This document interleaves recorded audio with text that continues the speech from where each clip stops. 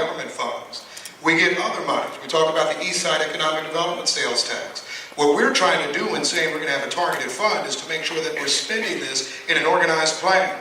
I was going back and forth with the housing director the other day because some of us disagree with spending $800,000 on parking lots in the 3rd District and housing money instead of $800,000 on housing. I really can't hit it. Basically, we're trying to organize a plan to answer your question.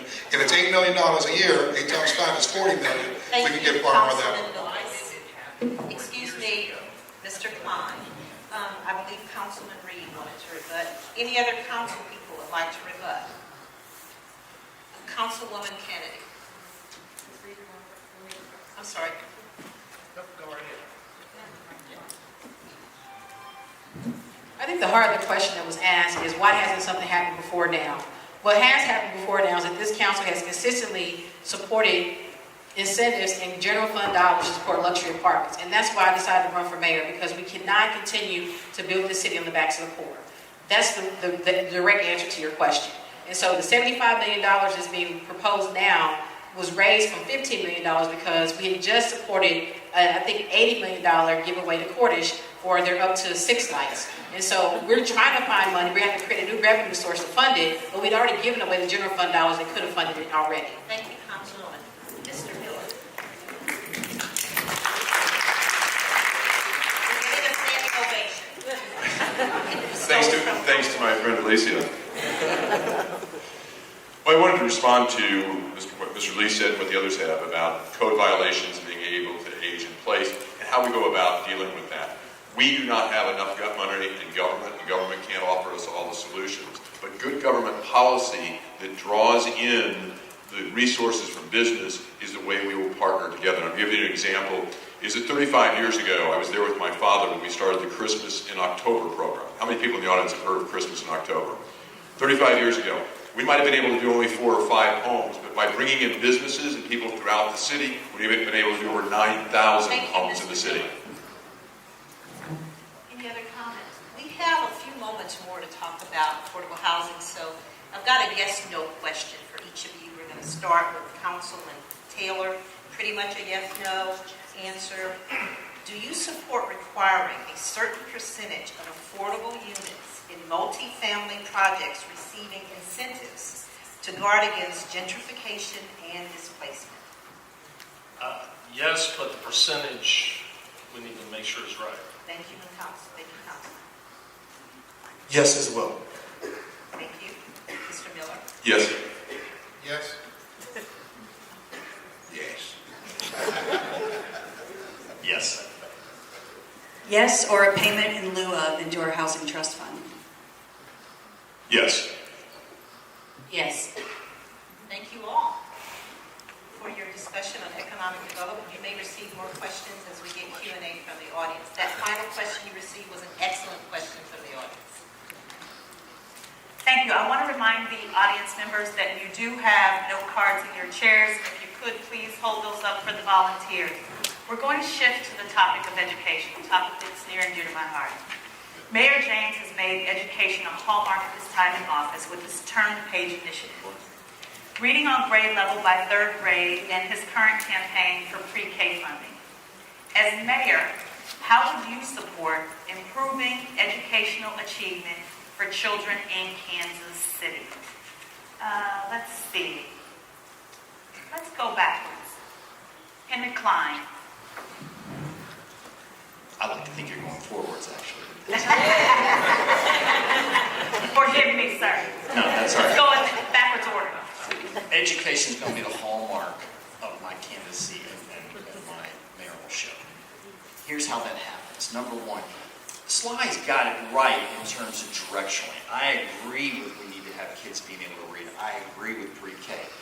But as far as whether it's Turn the Page, I'm not sure that I feel like that's going to be the significant program that takes us forward. And as far as how he's going to create and fund pre-K, while directionally I wholeheartedly support it, I don't support the direction of his funding and how he's going to accomplish that.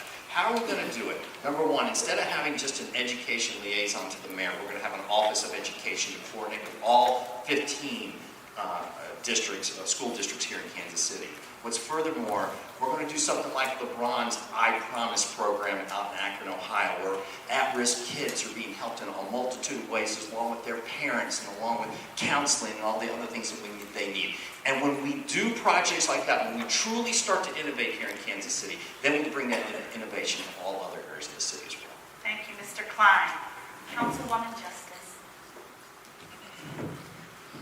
First things first, regardless of how the pre-K vote turns out on April 2nd, on April 3rd, we all need to wake up and make sure that we either implement it correctly or we start from scratch and make sure that we get back to work making sure that we have pre-K funded in the city. And here's why. I spent 8 years down in Jefferson City fighting for quality pre-K. It is not going to happen in Jefferson City. We have to come up with a local solution. So if it passes, we need to sit down and make sure that it is happening throughout the city and that our most vulnerable kids are the ones getting the resources. If it doesn't happen, we need to get back to work and make sure that it happens. So that's number one. Number two, we have to, at the city level, stabilize our neighborhoods. We have to do that because kids cannot learn if they are not able to get safely to school and if they're not able to stop the mobility problem that we have. So I want to make sure that we have public-private partnerships, including Legal Aid of Western Missouri, in our schools, focusing on the specific issues that are resulting in kids moving over and over and over again.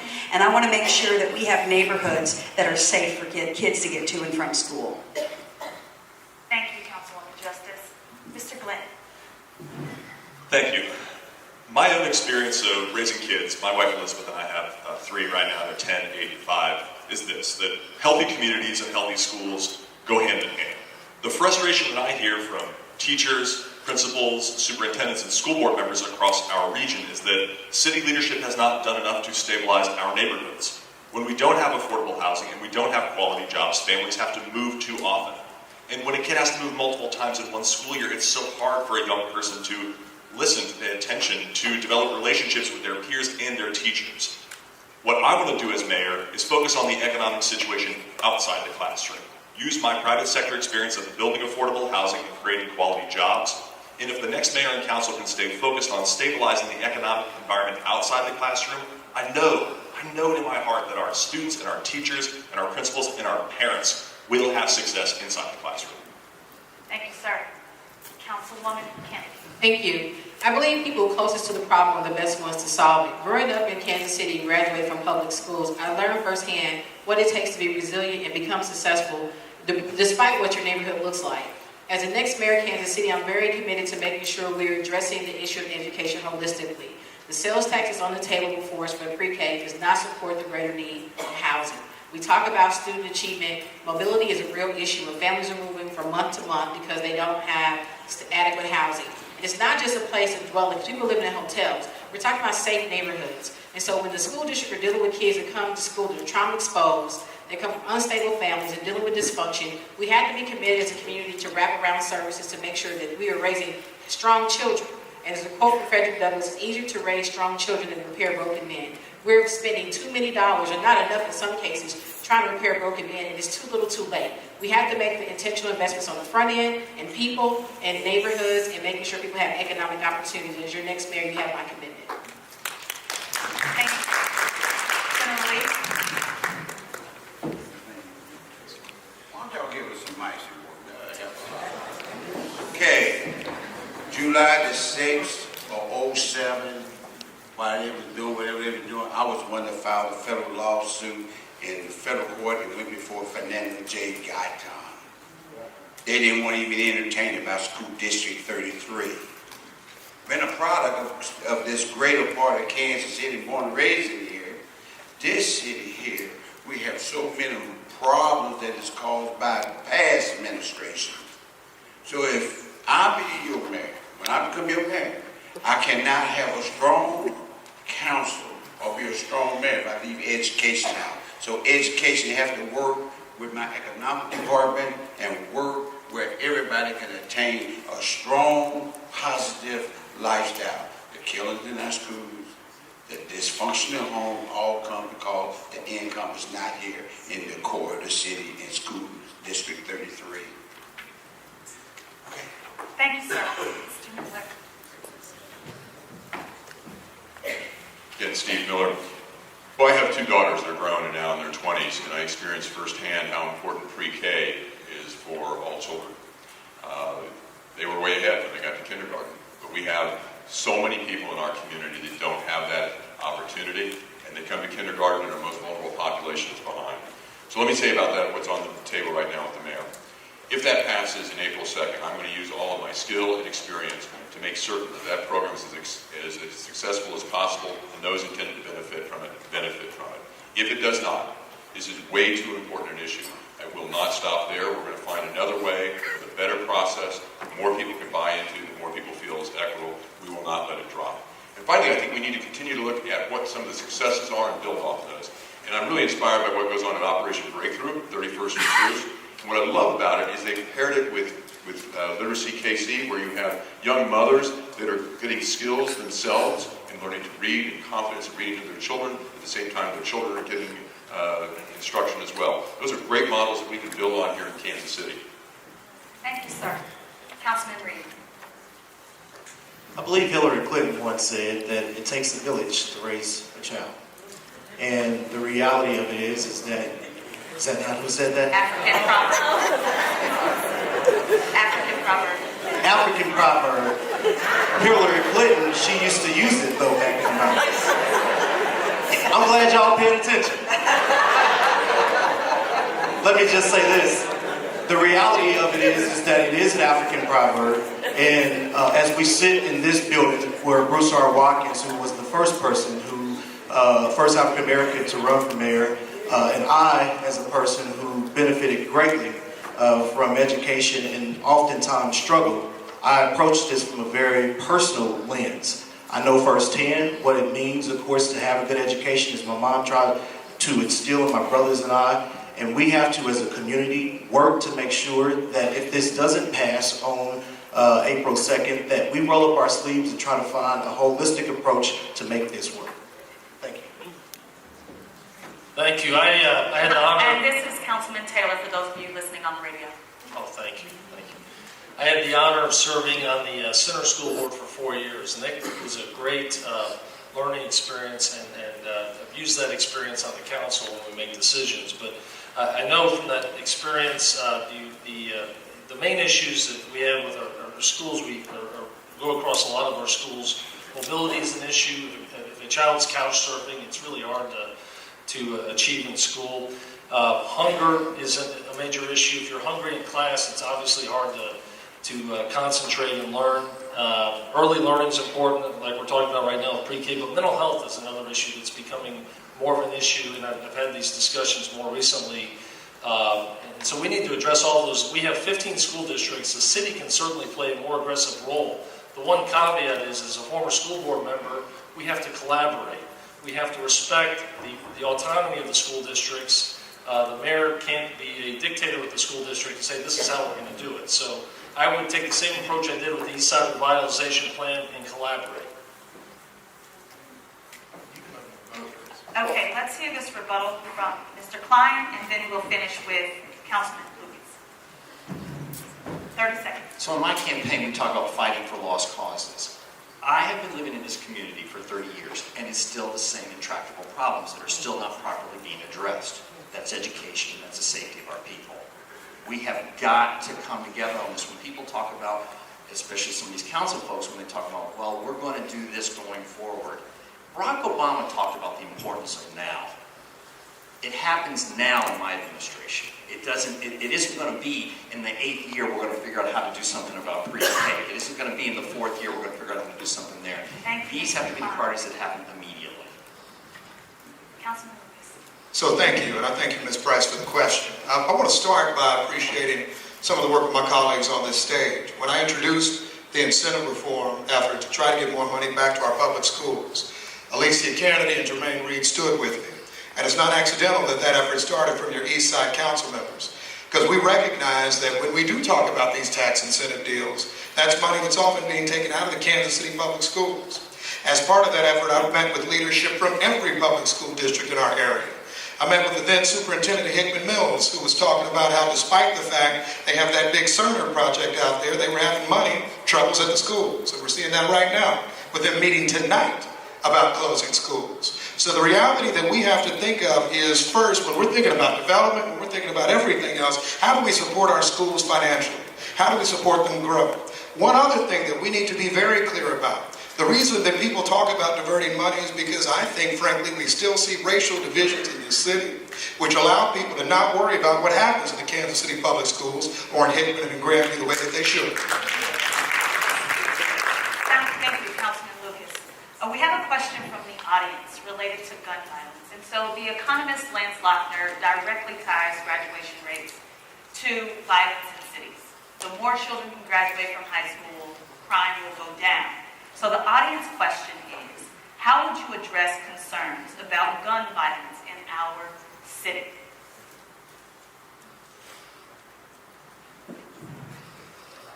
Councilwoman Justice. All right. So first of all, we have to start in the schools, and we have to start in pre-K. And so one of the things that we can do as legislators and as city council people and as mayors is make sure that we are getting funding into the schools for conflict resolution. That's something we can do immediately. Because guess what? Jefferson City has completely tied our hands on the ability to pass common sense gun laws at a local level. So we need to make sure that we're giving tools to our kids so that they can resolve issues without gun violence. That's one. But number two, does that mean we give up on trying to change laws in Jefferson City and Washington, D.C.? No, we don't. We continue to do what we have been doing, which is we march down to Washington, D.C. and down to Jefferson City, and we tell our stories, and we explain what's happening. And incrementally, through common sense gun reform, we can start to roll back some of the bad laws and make sure that we are pushing good laws forward. And we can do that if it is a priority of the council and the entire community. Thank you. Mr. Glenn. The level of violence in our community is unsustainable. It's unacceptable to me. The frustration in our community about this is that for too long we've had reports, we've had commissions, we've had debate. What's been missing is concrete action to address the problem.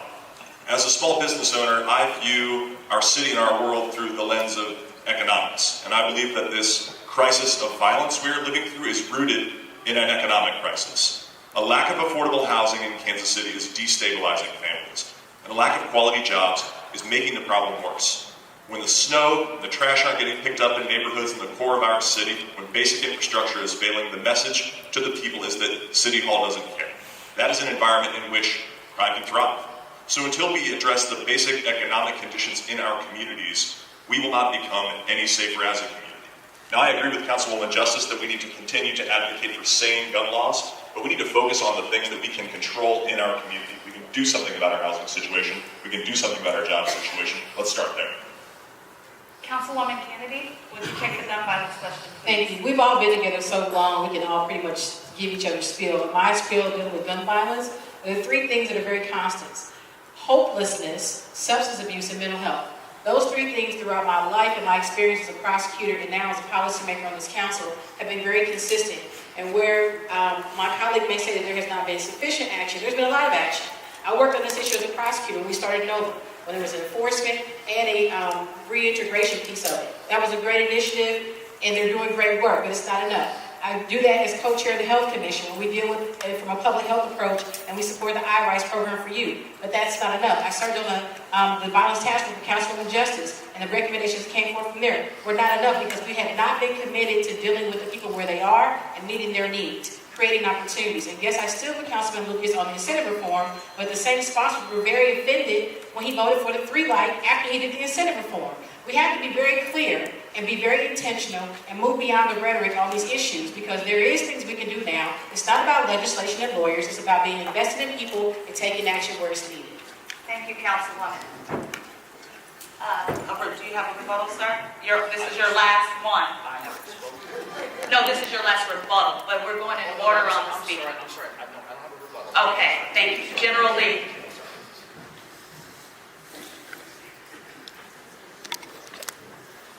Okay, we know for a fact that the state legislature, they just passed a gun law for 18 years old to carry a gun. Now, these the same 18 years old, they just barely got out of school a year before then. They're going back to the schools with their guns. They are in broken homes. We got broken teachers working in the broken schools. Now, how do you deal with this problem? We, as politicians ourselves, need to be greatly involved with the schools instead of sitting down there and say, okay, another gun child got killed. On my administration, I can guarantee, and when I say guarantee, I will be more involved with the Kansas City School District and making sure I have hands-on, I have the experience, the will, the tenacity to make things happen with your children and grandchildren, because I know how to lead and not follow. Thank you, sir. Mr. Miller. I agree with so many of our colleagues said that it's rooted in hopelessness, and our job is to provide hope and do it wherever we can. And that's through creating opportunities that are budget's quite strong education system. But what I don't want to give up on is our battle in Jefferson City. It's really ridiculous that the two largest cities in this state, metropolitan areas, have so little control in the legislation coming out. I think one of the things we need to do, and I intend to use my statewide relationships to do that, is we compete with St. Louis on lots of things, but we have a real commonality of interest on so many other urban issues that are important to our cities. So I'm going to get across the state to the political and the business leaders there, and we're going to put together a 3-year legislative agenda and our combined resources. At the top of that ought to be taking back control of being able to deal with issues most important, including the number of guns that are floating in our communities. A 3-year legislative agenda that's buttressed with the forces of both cities, because we need to take back Jefferson City for the urban areas that are more populous and provide more economic opportunity to the state than any others. Thank you, sir. Councilman Reed. Here's the deal. We have to get the guns off our street. And as someone who has stood with families that have lost their loved ones, this is not just about us having talking points about how do we solve this. There isn't a one-size-fit-all approach, but we have to be able to do a number of things that we've already heard, of course, by working with Jeff City, but also being able to put in programs in place to be able to help a number of our young people throughout our entire city. But sometimes we also realize that some of the gun violence that continues to plague our community, it's not just young folks. These are old folks as well who continue to, not know how to resolve their issues. They have mental health issues, and we've got to be able to do things by ensuring that we are funding our safety net providers and making sure that we get all of the type of wraparound services that are needed for individuals so that they can have them. But we, bottom line, have to be able to work with our state legislators to get the guns off our street here in Kansas City. Thank you, sir. Do we have did I see a hand for a rebuttal? I know, sir. We started with Jolie Justice, which means that you will be last. Thank you so much for your patience. I appreciate it. Was there a rebuttal? Thank you. Councilman Taylor. All right, thank you. I agree with many of the things that have been said. When you're last, this happens many times during these discussions. I'll just add a few new things. We tried 4 or 5 years ago. We had a short window before the legislature overrode us, but we did pass a more restrictive law with respect to guns.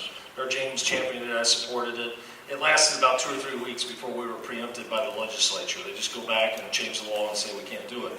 So we can continue that battle, but I agree on conflict resolution. It's something I've been talking about because the crimes we're seeing, especially with children, could be avoided if we had, I think, some additional programs in schools, and that's where we could really reach out to our arts community. I was over at Arts Tech last night meeting with a bunch of artists that had some great ideas on programs, how they could help youth in the city, and we have some great programs there already doing good, but we need to expand the funding for them. So we need to start at an earlier age, but also it goes back to economic opportunity. The East Side Revitalization Plan is one of the reasons I think we need to create jobs and opportunity and hope for everybody in the city and all parts of the city. Thank you, Councilman. Mr. Klein.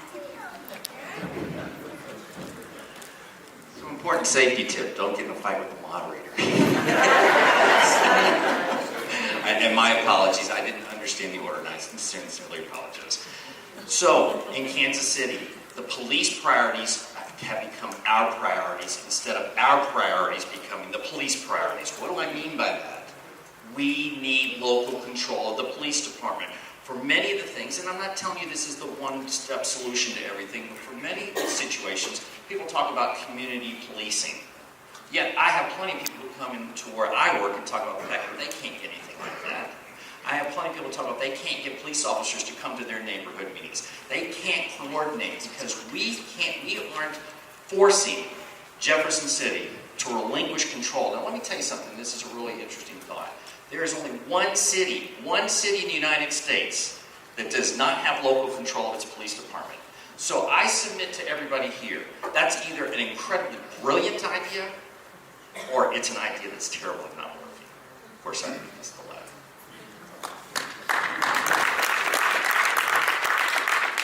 We have a rebuttal from Councilman Lucas. I don't know if I've answered this. Oh, I thought you had not. Forgive me, sir. Councilman Lucas. Well, thank you very much. When we talk about these issues, and there's a reason the gun violence question is coming to the education conversation, because to me what it's about is how we're building people. Having grown up in this community, it always is a little troubling in forums like this, and this crowd's heard me say this before. We talk about broken homes, broken people, broken neighborhoods. We're not broken, right? I moved around all the time, every 6 months. My mom worked her tail off. My two older sisters hustled. They all worked hard. We came out of this community, right? A lot of people come out of this community each day. The story is, how do we make opportunities for them? Not tell them what's wrong with them, not tell them that everything they're doing is terrible, that their mom is terrible, that their dad is terrible, but instead what we need to do is support education, is support the activity that allows that middle schooler to get involved in track, get involved in music, and to do something that's creative and active and gives them some of that hope that we were talking about before. That's how I think we address these issues long term, not by telling everybody that the community is going to hell in a handbasket, because we're not.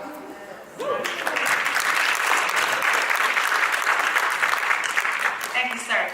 Timekeepers, we are shifting to an audience question so that the candidates get 2 minutes on these. That some of these problems are directly tied to voter suppression. The audience member's question is, would you support early voting in Kansas City? If so, what are your first steps to make that happen so it's easier for all people to vote? Sure. In Kansas City, not only would I support early voting, I also think we have too many elections in Kansas City, Missouri.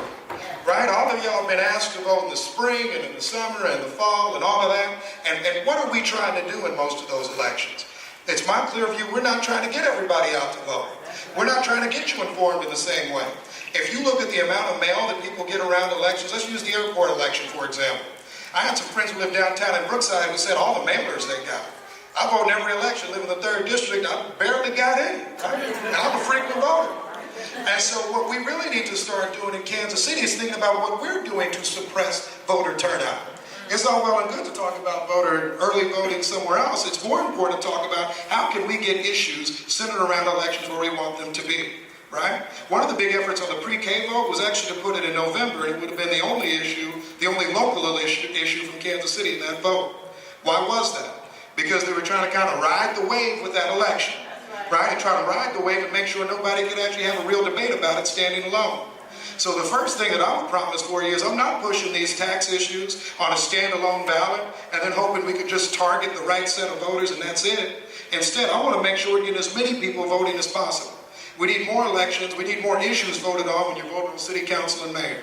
We need early voting, and more than anything, we need to make sure that we're making the whole public, make sure the public is informed on every issue we have before us. Voter suppression happens in a lot of ways, and it's not just depriving people of early voting. It's also when you're trying to hide issues from them, when you're trying to cover what the issue is, and you're not trying to explain the real issues to Kansas Cityans each day. We need to change that. We've done too much of that the last 4 to 8 years, and I'd like to see that change as soon as I'm in office. We have time for 2 more responses to this question. Mr. Miller and then Councilwoman Kennedy, and we'll make time. I agree wholeheartedly with Councilman Lucas, and it strikes me as strange. You know, we have one of the most restrictive voting rules of the entire country. If we look around, the fact that we pick, a Tuesday during the workday when people have to vote, it's crazy to me. Most of the other civilized countries in the world, they put it on weekends or they declare a holiday so they can maximize the vote. We clearly have to fix what's going on in Missouri because it does suppress the vote of everyone that's a working person.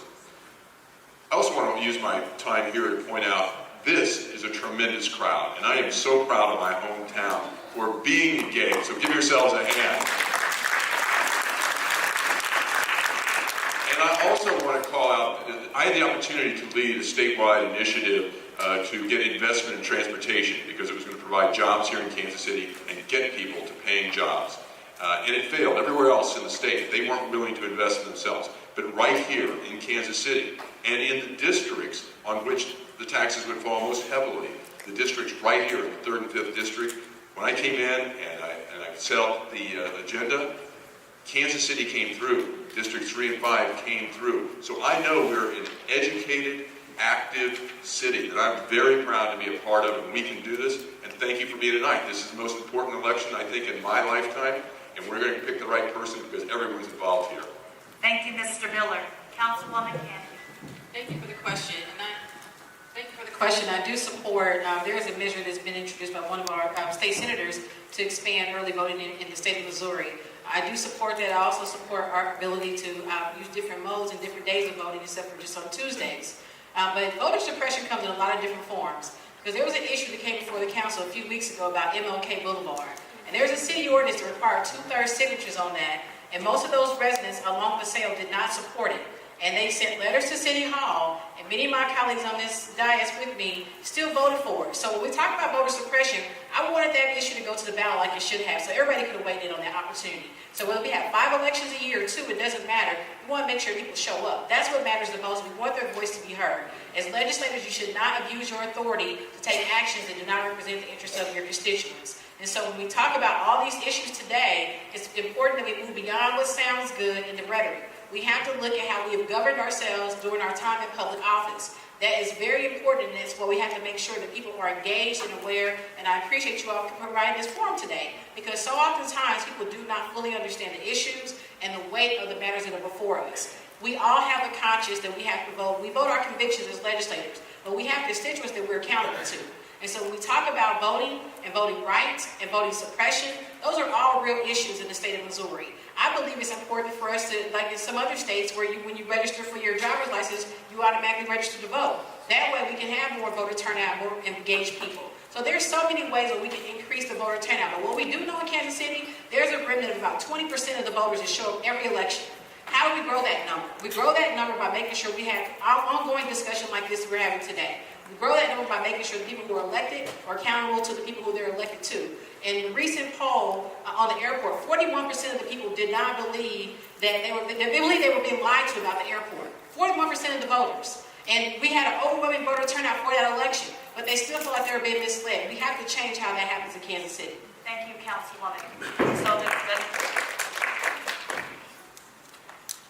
the last of my time will be for Councilwoman Justice. Voter suppression is real and it's intentional, and we need to work as a community to make sure that we eliminate it in every corner of our state. Here's how we need to do it moving forward. Number one, 15 years ago, I started working with the Lawyers Committee for Civil Rights Under Law for the Election Protection Project. This is something that we can do now, immediately, that we need to make sure every single election, and it can't be just every 4 years for the presidential elections, it has to be in every single election. We need to make sure that we have people in the streets, at the ballot boxes, in headquarters, making sure that everybody has a right to vote and that their vote is counted. So that's number one. Number two, while I was down in Jefferson City, I filed almost every year that I was down there a bill to make sure that we had early voting. But we need more than early voting. And we've got folks down there who are fighting like heck to make it happen right now. We need same-day registration. We need to make sure that when we have citizens who are re-entering after prison, that they don't have to wait till they're off paper to vote, that they get their rights restored immediately. And we also need to make sure that we are working as a community to do this if Jefferson City won't do it. So right now, there are organizations out there that are talking about an initiative petition. And it's going to take all of us to do this, because this is an issue that will pass statewide, because this is not a Democratic issue or a Republican issue. This is an everybody issue. And so in the next few months, you're going to be hearing about initiative petitions about putting this on a ballot to make sure that we all have the right to restore these votes and that we all have the right to not have our votes suppressed. And I want to make sure that everybody in this room is a part of that. Thank you, Councilwoman Justice. Is this a rebuttal? Because it's time for us to shift. Okay. Listen, Kansas City. We know when we went and voted. You know when we went and voted on the airport, we voted twice, no, suppression. They went on and done it anyway the third time. We know we voted twice, no, on the rails. They went on and done it anyway, suppression. the people who do vote, like myself, we voted all the elections. But those are the people who work, and then people won't let them get off of work. We, like I said, we need to go to a weekend vote. We got laws in the voting rights to give them time to take off work to vote. But if we're going to move this city forward, we need to give everybody an opportunity to vote respectfully and honorable. That was General Lee. This is Mr. Klein. I absolutely agree with everybody in terms of what they said about early voting and things like that to help get out the vote. But here's the situation. When we get the opportunity to vote, it's a fervent prayer that the people that we vote for are going to do the right things. But when we find out time after time that they don't, we start to lose faith. We start to lose hope. That's the biggest reason why it's less than 20%, it's more like 12% of people are going to come out and vote in this next election. They've lost faith that this can work. When we've got a councilwoman giving $90 million, temporary loan or not, Mr. Klein. that loses faith. Mr. Klein, thank you very much. We have a lot of great topics. We have excellent questions from the audience, but unfortunately we only have so much time. So we're going to shift gears just a little bit. You'll get an opportunity to speak to our next topic. We're going to talk a little bit about quality of life in Kansas City, my neighborhood. Strong neighborhoods are the cornerstone of healthy communities. What are some of the policies that you will enact or change to build stronger neighborhoods in Kansas City?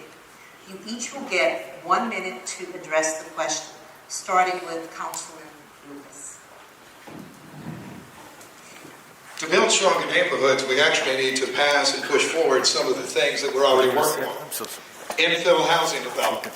How do we make sure that you're getting somebody with the opportunity to actually fill in that vacant lot that's next door to them? Right now with the land bank, it's a challenge for somebody who's got the vacant lot next door to actually buy that property near them. We need to also make sure we're empowering neighborhood associations to be able to invest in the communities that they know and serve as well. And too many situations in neighborhoods, we're relying on outside developers to come do what it is that actually neighbors want to do right now. So I think it's key to what we're doing to actually make sure we're investing more in our housing and housing development apparatus. In addition to that, to work on neighborhood development, I think we need to make sure we're giving neighborhoods resources to fight things like violent crime. We bash, I guess, neighborhood policing, but I think that's key. How is the neighborhood actually working on things like nuisances? We have violent crime issues, but we also have everyday crime issues. People shouldn't have to deal with the people doing drugs down the street. They shouldn't have to deal with the prostitutes down the street. We need to make sure we're giving resources there. Thank you, Councilman Lucas.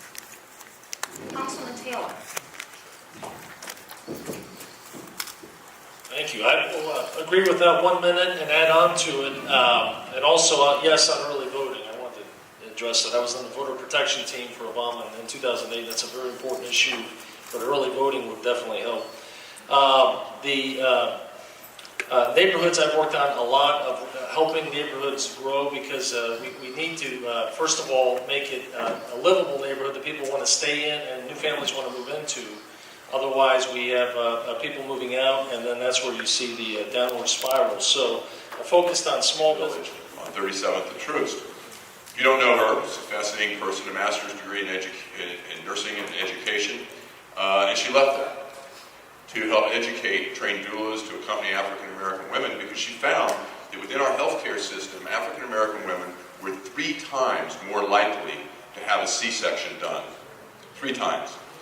And with all the attendant risk and cost that went with this, and figuring out why, whether it was for the convenience of the physicians or the hospital, but it was clear to her that African American women's health was not valued as much as those as other women.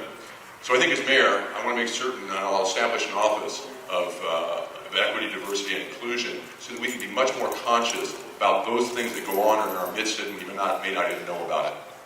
Thank you, Mr. Miller. Mr. Lee. All right. They're talking about hospitals and where the money's going. I'm telling you for a fact, Kansas City give money to Help Midwest Hospital. They give money to St. Luke's. They give money to Liberty Hospital and also the North Kansas City Hospital. We have money for our people in our city. As we, Sly James and I ran against each other, They took $42 million away from Truman Medical Center. I told him that on the stage, put it back in the budget. He did go back and put it in 2 days. The bottom line is, we have money, they do what they want to do with it, but you don't know where they're doing it and where they're putting it. That's the bottom line. So we're going to tend to the children, we're going to tend to our health care, no money, and they take the money they got, do what they want to do, we still going to end up broke. Your taxes are going to go up because they're trying to put in that new county jail. And that's the bottom line. Your taxes got to pay for that. Come on, y'all. We need money. County jail, taxes. Thank you, Mr. Lee. Councilwoman Kennedy. Thank you for the question. As I mentioned in my opening, one of my 3 priorities dealing with gun violence in our community is dealing with hopelessness, substance abuse, and mental health. When you talk about wellness in our community, you have to, it's all encompassing. These issues are not in isolation. And so I propose that we expand the health levy to be able to allow funding of mental health services. Currently does not permit that. I co-chair the Health Commission where we administer those dollars or make recommendations to the council to administer those dollars, and there's a huge gap. There's a gap of access to care. There's a gap to prioritization of care. When someone comes to you when they have a substance abuse issue and a mental health issue, they need to be treated for both. When someone comes to you with a chronic illness and a mental health issue, you need to be able to treat both. And our community currently, we do not allow for that. We have to make sure we're raising strong children. It's not about broken children, broken homes. It's raising strong children, strong families, and making sure they have economic opportunities. That's how people thrive. That's a healthy community, and that's how we're going to grow Kansas City together. It has to be done intentionally and deliberately with an equity lens. We can't just hope it's going to happen, because it doesn't happen that way for Black and brown families. Thank you, Councilwoman. Mr. White. The thing I find frustrating about this conversation is that we're talking about treating symptoms when we should be talking about dealing with causes. The health disparities in our community match the economic disparities in our community. And the economic disparities in our community match the racial divisions in our community. There's a connection between the economic situation in a family and the health situation. When there are money troubles, there is stress. When there is stress, there are a higher rate of smoking, drug and alcohol abuse, unhealthy lifestyles. It is difficult to lead a healthy lifestyle when you are under constant economic pressure, when the rent is too high and the wages are too low, when the city is not providing the services that it should be providing so that you can have stability in their neighborhoods. So yes, we should be adequately funding our safety net providers. And as mayor, I'm looking forward to appointing members to Kansas City's Health Commission that will make sure that all of those providers are carrying out their mission. But none of this matters if we aren't building affordable housing and creating quality jobs in our communities. I'm ready to take this conversation as mayor from a debate into the realm of real action. Thank you, Mr. Lynn. And our final answer on this topic will be from Councilwoman Justice. So Jeff City has turned their back on us on this issue. Washington, D.C. has turned their back on us on this issue. But the people of Kansas City have decided that this is a priority, and I want to say thank you for that. We, though, as a city council, as a mayor, as a community, need to make sure that those health levy dollars that we do have are being used in such a way so that everybody is getting the same benefit. And we can do that, but we need to make health a priority. And right now, it's not always a priority, and it's tough. We've got a whole multitude of problems that we've talked about here today. But we need to make sure that we're getting funding to the people who are doing the best work. And I'm excited about some of the things I've seen lately. I'm on the board of Truman Medical Center, and I've been just watching with amazement as we've started to put healthcare providers in YMCAs and in grocery stores, and where people can have access to. And we are making sure that we are filling those gaps. But we can't stop there. We have to make sure that there is equitable transportation options so that everybody can get to and from healthcare providers. We can do it if we keep working on it as a community. Thank you, Councilwoman. Mr. Klein, please accept my apologies. You gave a 30-second rebuttal earlier. You have 1 minute to answer this question. Thank you, and thank you. So this time I'm not in trouble with the moderator. That's a good thing. Hey, seriously. All right, so I really did answer the question before, but I want to elaborate a little bit.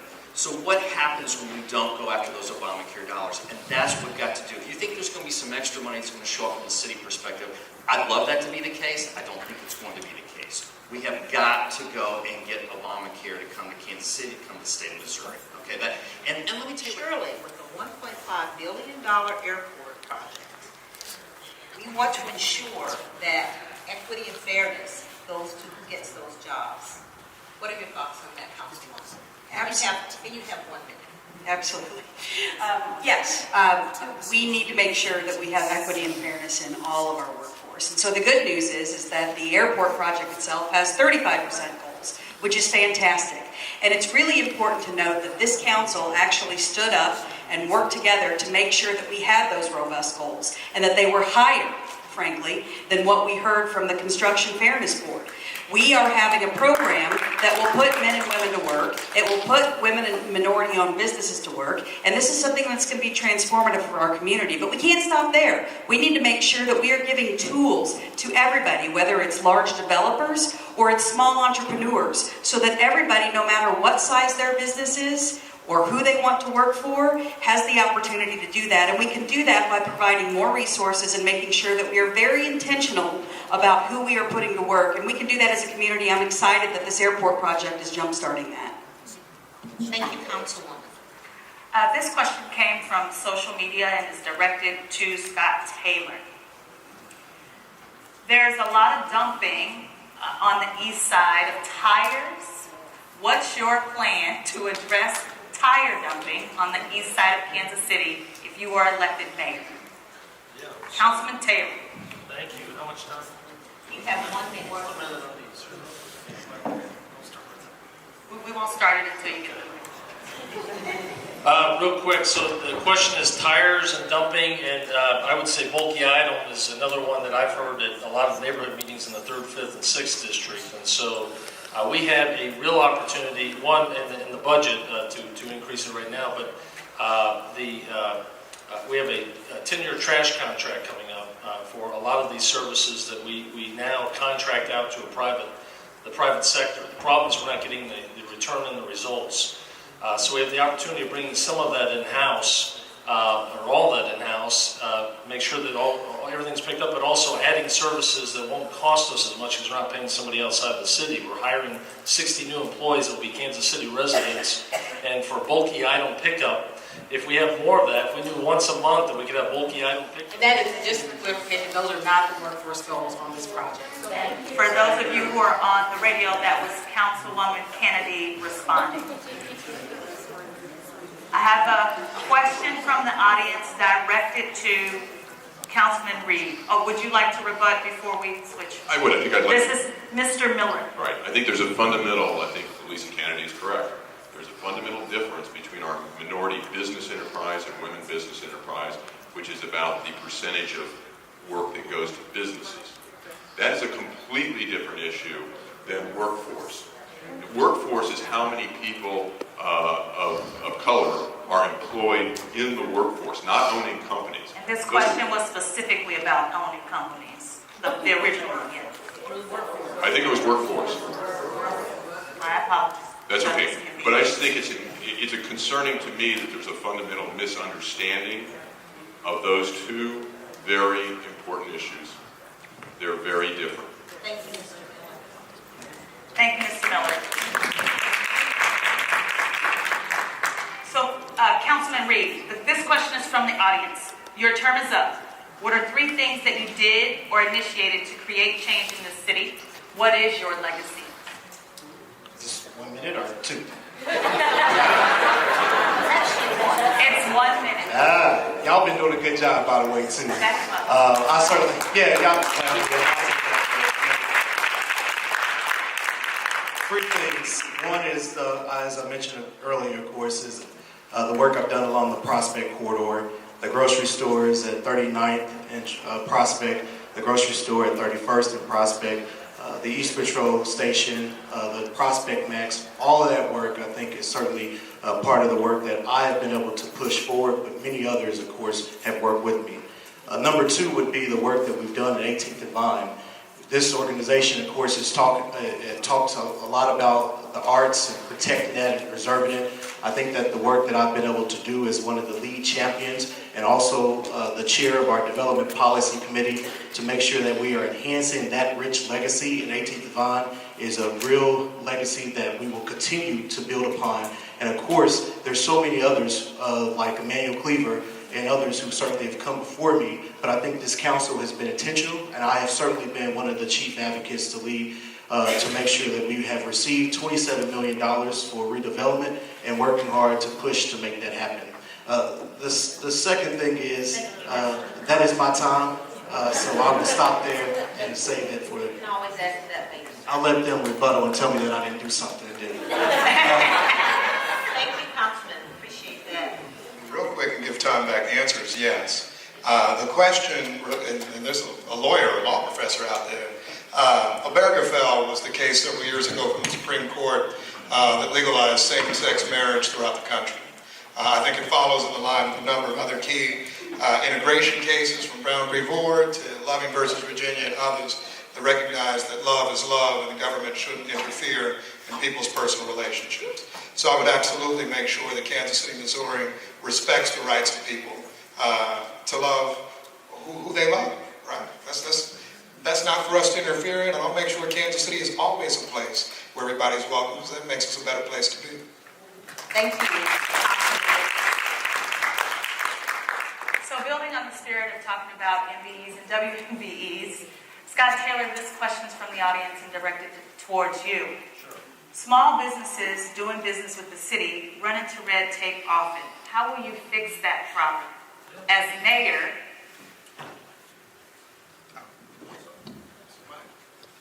All right, thank you. So small businesses and MBE, WBE, but minority-owned businesses and the issues, because we had mentioned the hearings we had in 2011 all throughout the city. We intentionally got them outside the city hall at night so that people working during the day could come and participate and give us unique or real blunt criticism, because we were all new and we weren't there before to defend anything. We said, tell us what needs to change. School district, we had over maybe about 56,000 children in our school. Independence was sucking for wind because they didn't have money to run their school district and all the other school districts center. So they come with this thing they call charter school. So now this charter school got control of our public school dollars in school district 33. Now they got the school district down, I think we have about 18,000 children in our schools. Only way we're going to fix that problem is that we got to get a strong economic where people want our children to go back to our public school and let our private dollars stay with public school instead of charter school. thank you, Mr. Lee. Like we talked about before, our tax incentive programs are used anywhere and everywhere without a strategy that's clear to the taxpayers. What I would propose is making it very clear.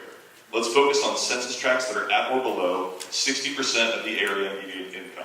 And let's say we're only going to use our tax incentive and tax abatement programs in those areas. What that will do is it'll create an environment in which developers and investors have certainty. They might not get the subsidy they want everywhere, but as a business owner, I know that really what's important is certainty and clarity. That sends signals to the market so that business can adjust accordingly. And then the message to the broader business community is this. If you're going to do an economic development project in one of these areas that we have outlined, we're going to be there to help you with financial tax incentives. And if you want to do a development project in the plaza on the North End or somewhere else in Kansas City that's already succeeding, we want to support you too. And we'll do it by cutting red tape and getting the bureaucracy out of the way down at City Hall. Thank you, sir. You would like to rebut it, Mr. Clyde? You have 30 seconds, sir. Yeah, I'll make this super quick. Hey, we're very fortunate tonight to have Mr. Glover here, who had the Glover Plan, who did a whole lot of things to help support economic development here in Kansas City. So I would like to just give a round of applause to Mr. Glover. Thank you, Mr. Klein. We have a question from the audience for three of you tonight, and I'd like to pose this question first to Councilman Lucas. It will then be posed to Councilwoman Justice and Mr. Miller. How will your leadership experience lead Kansas City into an equitable and sustainable future? You have 1 minute. How will your leadership experience lead Kansas City into an equitable and sustainable future? I appreciate the question. I think in some ways my leadership experience, and I have not been on the council long, and I'm the youngest one on the stage, but from the moment I joined the city council, I took on tough issues, and importantly, I always worked to get to yes. When I first got elected, there was somebody who told me, it's real easy to shoot arrows at people. It's real easy to tear people down. It's a lot harder to say, how do we come up with solutions to problems? And so what I always try to do is say, how can I come up with solutions to problems? When we talk about economic incentives and economic development, yes, I could vote no on everything and tell you I voted no and nothing will change. Instead, what I did was say, how do I talk to every school district in the city, Smithville, Belton, KCPS, Raytown, Hickman, to try to come up with solutions? On the airport issue, instead of just throwing stones, saying, how can we make it more transparent? How do we try to make the process better? And every time, trying to find collaboration, because you're going to get a lot of people running for mayor. Ideas aren't all you need. You need collaboration. You need somebody who knows how to work with people. And that's what I've always done and what I will do. Thank you, Councilman. Councilwoman Justice. So for the last 13 years, I've been in elected office, and the only way I've been able to get anything done is by collaboration. A lot more collaboration, a lot less agitation. That's what we need right now. Because we need a community where we all sit down, no matter how difficult the issue is, and we bring all the polarizing voices to the table. One thing that I learned when I was in Jefferson City, when I was in the deep minority, is that you don't just make assumptions about people and write them off. You bring them to the table, and you sit down, and you incrementally try to meet in the middle. That is something we can do every day on this city council, and frankly, it's something we do every day on this city council. And it's not easy, but you don't give up. And when people call you and they say, I've got this great idea, you don't say no. You don't say it's never been done. You say, why not? Let's figure out a way to get it done. And that's exactly what I will do as the next mayor of Kansas City. Collaboration and working together to make the impossible happen. And Mr. Miller, this question was addressed to Councilman Lucas, Councilwoman Justice, and Mr. Miller. So, do we have a rebuttal? We have a rebuttal here, Councilwoman. 30 seconds, Councilwoman. We talked about collaboration, but let's be clear about who was not being collaborated with, the taxing jurisdictions. And so while Councilman Lucas did talk to all the school districts, he still turned around and voted for incentives and diverted money away from their budgets. Councilwoman Justice talks about collaboration with colleagues, but again, she's not collaborating with the taxing jurisdiction. The people that you guys say matter, the mental health fund, the school district, the libraries, all those things that matter, the collaboration is not happening where it matters the most. And so we have to be clear, it's not about good preaching. Let's get past the rhetoric and let's look at the voting records of people who are talking before us today. So we have a direct rebuttal. Councilman Lucas, 30 seconds. I'll do a very quick rebuttal. Because what I did not come here today to do was tear down my fellow council members, particularly tear down other black council members. Right? And if we're doing real records, right, in terms of who declared Intercontinental Hotel on the Plaza blighted, it was Councilwoman Kennedy who came to office to ask me to do that and to support that. Now, I'm not saying that that's what she's done generally. I think she's done a lot of good stuff. And what I want us to be able to do is come to a positive focus. We're trying to build something for the future. We're trying to come up with good policies. That's what you're looking for in a leader, not just tearing each other down. But let's be clear, declaring Intercontinental blight brought money back to the east side and did not divert revenue from any taxing jurisdiction. So for those of you on the radio, that was Councilwoman Alicia Kennedy. So let's return to the question. We would like to give Mr. Miller an opportunity to talk about how his leadership experience, this is a question from the audience, how he will lead Kansas City into an equitable and sustainable future. First of all, as mayor of this city, you need to lead by listening to very impassioned voices from people that love the community, figuring out how you listen and how you emerge with a unified voice that leads our city. As somebody that's outside City Hall, I'm uniquely qualified to do that, and I respect the voices up here.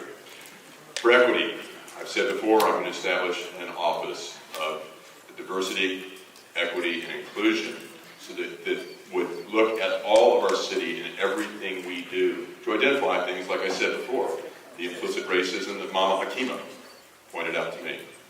For a sustainable city, I've called to be put together a focused 2020 plan that looks at how we deal with everything from a 320 square mile city with only 480,000 people and how that's going to be sustainable for future generations, to what we do with infill in our neighborhoods, to what we do with affordable housing. But to know where we're going to go with the future, we have to have a plan, and then we have to have proven leadership and execute on it. We can't walk blindly into the future. I'll be pleased to lead all of us forward. Thank you, Mr. Miller. Mr. Klein, 30 seconds of rebuttal. You know, I don't want to be the guy that's always talking about what we can't do or what we shouldn't have done, that sort of thing. But and I want to be positive, I'm definitely a glasses half full kind of guy, but accountability, as a business person, companies in my work life. I've never seen anything like a lack of accountability. I'm talking about at City Hall. If you want something done, you've got to go to an unelected official to get that done. That's the city manager. If you're talking about schools, we've got nothing to do with that. You're talking about the police department, we have no control over that. We have got to bring accountability back here so we can get things done. So Thank if you, you're talking about Mr. collaboration, Klein. We let's start appreciate meeting you. instead of all the collaboration.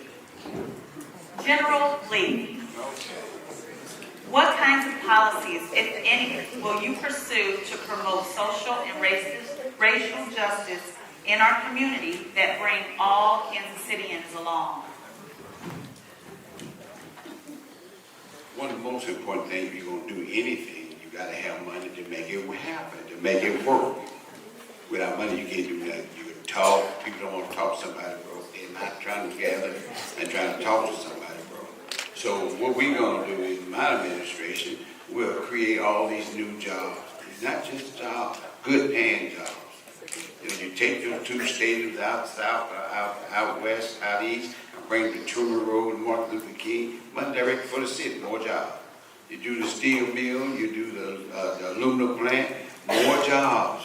You open these up, more jobs.